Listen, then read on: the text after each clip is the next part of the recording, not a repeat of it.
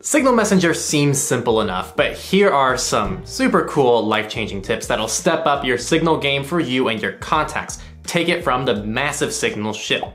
We have 5 awesome Signal tips and 2 smaller bonus ones that are all things I've shown to people that cause the oh moment, and I hope you do that a few times in this video. Let's get right into it. The first tip applies to Android users who also use Signal as their default SMS app, meaning you message both standard contacts and Signal contacts from the same place. Maybe a contact or yourself are out of cell data, or maybe your friend tried Signal but deleted the app so they don't get Signal messages anymore. If you message them, Signal always defaults to Signal only if both contacts use it, but what people don't know is you can hold on the send button and switch to standard SMS. This blows people's minds the first time I show them this. It's also a great backup option if Signal is ever down or is having issues. Just switch between SMS and Signal on the fly with 0 interruptions inside that same conversation. Tip 2 is a good tip for keeping track of a longer conversation. If someone sends you numerous messages, or maybe you need to get back to a message sent from a long time ago, you can swipe on any message, including your own, and respond to that message. If you tap on the quoted message, it takes either contact to the message so they can then read it in its entirety. It's a great way to keep track of discussions and makes them, in my opinion, much more engaging, especially as someone who tends to send a lot of messages myself. Tip 3 was covered in our recent note-taking video, but Signal has a built-in note-taking feature for you to easily send yourself messages that show up on all devices synced to your Signal account, including desktop devices.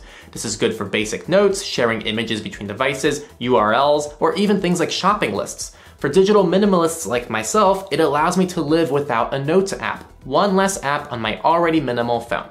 Getting started is as easy as creating a new conversation and typing note to self. It should automatically come up, and you're good to go. Be free. Tip 4 is for people who love Snapchat. Signal has a diet Snapchat built into it. You can take images inside of Signal, draw on them, add stickers, text, crop, and when you send it, you can even set it to be a one-time view photo that can only be viewed once. For videos, just hold on the shutter like on Snapchat. While this won't replace all functionality found in Snapchat, it's great for people who enjoy the Snapchat concept and want at least a mild replacement to it on Signal that actually values your privacy. Plus, it's also great if you ever need to draw or add text to a photo for just some basic photo editing. One less app you may otherwise need for just a very basic niche task. Before covering our final tip, we have a couple bonus ones. The first bonus is you can add custom sticker packs. There are hundreds of options on the community website I'll leave in the description, and if you're ambitious, you can even create your own pack. We did that. There is a Henry sticker pack. I'll leave that linked below as well. Our second bonus tip is you can easily create automated backups of your Signal messages. You can get started with this in your settings. This way you can easily save a copy of important conversations and, like we always say, keep backups. Our final tip number 5 is disappearing messages, which will automatically delete messages from both parties after a designated amount of time. Personally, I set a 4-week timer as a default for all contacts on Signal so that all my conversations auto-disappear. On a smaller scale though, this is a great feature when discussing a sensitive topic with someone you don't want hanging around, that you can now guarantee is deleted from all devices right away. This is a function you can use for many different purposes, and it's something I wish we could see in other mainstream messengers more frequently, so take advantage of it. Personally, I absolutely love Signal, and it's what I use for literally everything in my life. So what are your thoughts on Signal? I'm curious. What are also some of your thoughts on these tips, and are there any other nifty things that we missed that you find really useful? Share everything that you want to share in the comments below.